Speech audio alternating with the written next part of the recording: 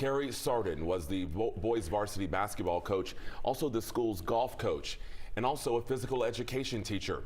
Back in 2019, he was named APS Coach of the Year after leading his boys basketball team to the state Final Four. He is survived by his wife and 2 children. Grief counselors are on hand today at the school to help students and staff.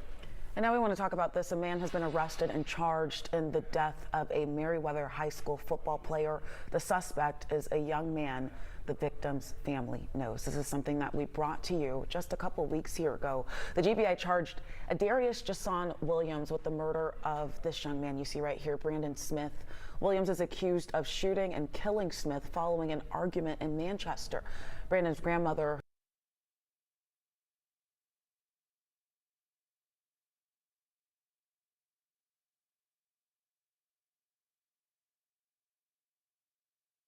At 10:30 this morning, we received a call from Cobb County 911 dispatch saying that there was an individual that had been shot. That location was given to us in the area of the intersection of Windy Hill and Cobb Parkway. There's a new apartment complex in the area at 2100, the Harlow apartment complex. We did discover the body in that complex on the ground. That individual is now confirmed to be deceased. At this time, it's very preliminary. I can confirm it's a male. I don't know yet any other details about that victim. This area is right at the intersection of the city of Smyrna's jurisdiction, the city of Marietta's jurisdiction, and Cobb County. Fortunately for everyone watching, all of these agencies work together seamlessly. All of us responded to the area. It is believed to be the city of Marietta's jurisdiction. That's why I'm the one on camera. We are all working together to identify that suspect. We received conflicting information, so at this time it's preliminary and we're reluctant to release the information details. We are using technology as well as multiple canines to try and determine the location and identity of that individual shooter. The obvious questions for the public would be, are they in any danger? At this time, we believe this to be an isolated incident, but still, situational awareness should apply. If you see something, say something. If you see something suspicious, please don't approach. Please contact 911, or if you wish to remain anonymous, contact Crime Stoppers Greater Atlanta, and you can stay completely anonymous and even be compensated for those leads. Anyone that was in the area of this intersection or near the Harlow complex around 10:30 this morning that may have seen or heard something is also urged to contact 911 immediately if you have any information that could help us hold this suspect accountable.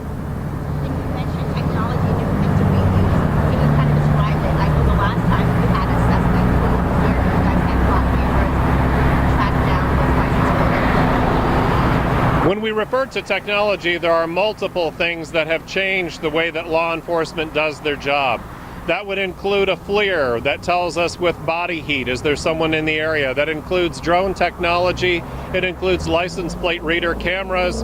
Also, the Real-Time Crime Center here in Cobb County has already been activated and is working with us to try and collect that information.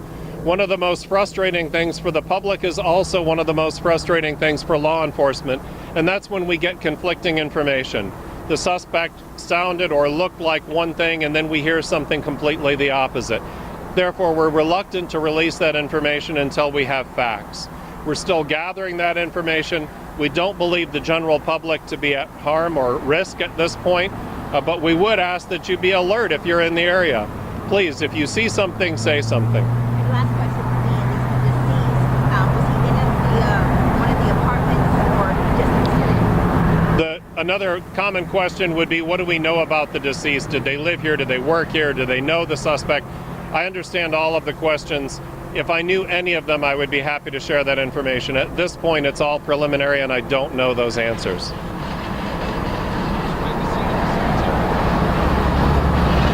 To individuals watching this, you might wonder why we have such a large police presence and why it's so spread out. We had conflicting reports of what the suspect looked like and what direction they headed. You have individuals now stationed throughout the area around this major intersection looking for clues and holding that scene in case the suspect were still in the area. Again, between technology and canines that are on the ground, we're looking to hold this individual accountable.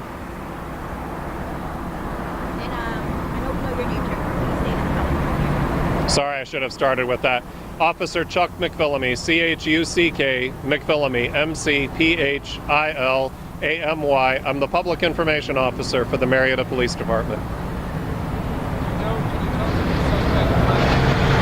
A little louder. We had conflicting reports that they left on foot or may have left on foot and then got into a vehicle. That's why we're using technology as well as canines. You know if these suspects and the victim knew each other? Don't know. Good?